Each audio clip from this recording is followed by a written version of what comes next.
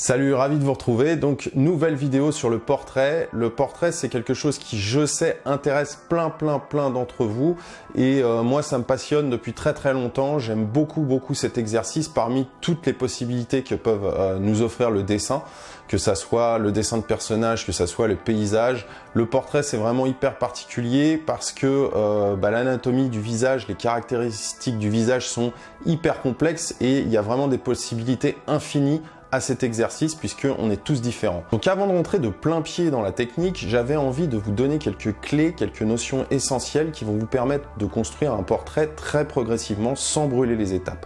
Parce que dans le portrait, comme dans d'autres disciplines en dessin, c'est très important d'y aller progressivement et de construire un peu à la manière d'un sculpteur, de dégager des formes et de construire son portrait petit à petit jusqu'au dernier détail, au modelé, au contraste et au dernier détail. Donc j'ai réuni ça en 5 étapes, 5 conseils. Évidemment, il y en a beaucoup d'autres, mais selon moi, là, ce sont des leviers, des points essentiels qui vont vous amener à la progression. Donc commençons par le commencement. Le premier, c'est bien construire son esquisse. Pour bien construire son esquisse, il ne faut pas se focaliser directement sur les détails, mais sur les grandes lignes. C'est-à-dire que vous allez pouvoir et devoir construire d'abord en étant schématique. Ne cherchez pas d'emblée la courbe parfaite parce que vous ne la trouverez pas. Quand on commence un portrait, il faut un temps d'adaptation à l'œil et au cerveau pour juger, jauger tous les détails et analyser tout ce que comprend le visage du modèle. Posez-vous les bonnes questions.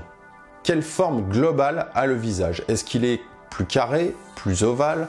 Est-ce qu'il tient dans un rectangle un peu allongé? Toutes ces questions vont déjà vous aider à avoir une appréciation globale de votre modèle. Ensuite, essayez donc de le faire tenir dans une forme géométrique simple et de commencer votre travail en découpant les courbes en angles, un peu à la manière d'un sculpteur qui taillerait dans du bois ou dans de la pierre. C'est très important déjà de dégager les formes principales et de ne pas chercher tout de suite le détail parfait. Si votre travail d'esquisse et de découpage est rigoureux au départ, vous aurez beaucoup plus de facilité ensuite à créer un détail très subtil. Ensuite, deuxième point super important, c'est la transition entre votre esquisse et commencer à déposer les premières valeurs et les premières ombres.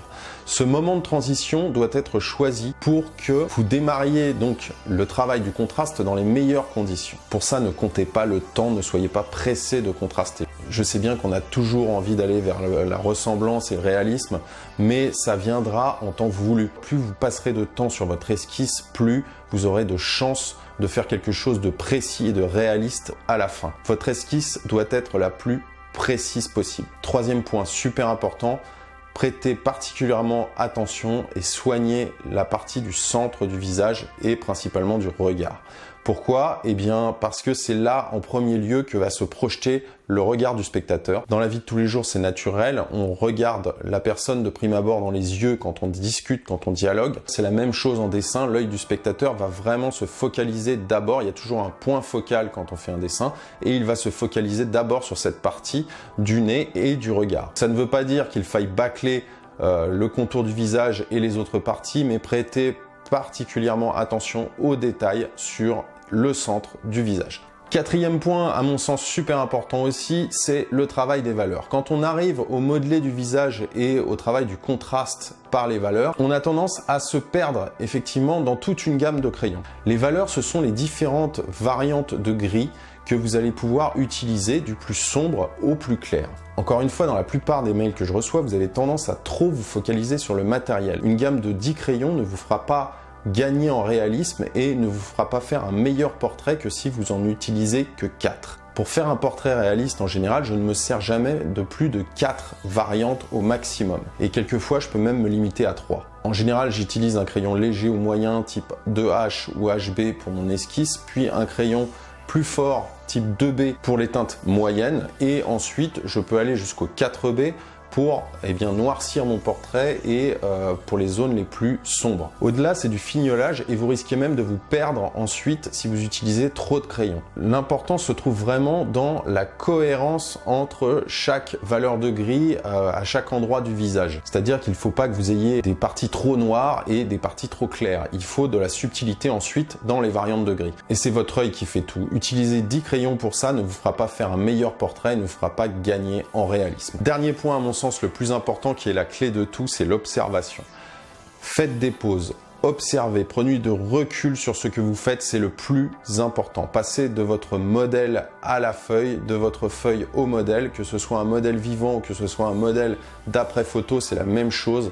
Vous devez décortiquer, analyser ce que vous avez devant vous et vous allez voir qu'à partir d'un certain moment, votre perception va changer. Il faut que vous vous focalisiez suffisamment et passiez suffisamment de temps à observer pour justement passer à un autre mode de perception qui va être beaucoup plus abstrait. C'est-à-dire ne pas analyser les choses comme un nez, un œil ou une bouche, mais comme des parties totalement abstraites, des taches sur le visage qui vont former les valeurs, des courbes. Tout ça vient après un long temps d'observation. C'est ce qui va vous permettre de rentrer de plein pied dans l'analyse de chaque détail et de les traiter le plus justement possible.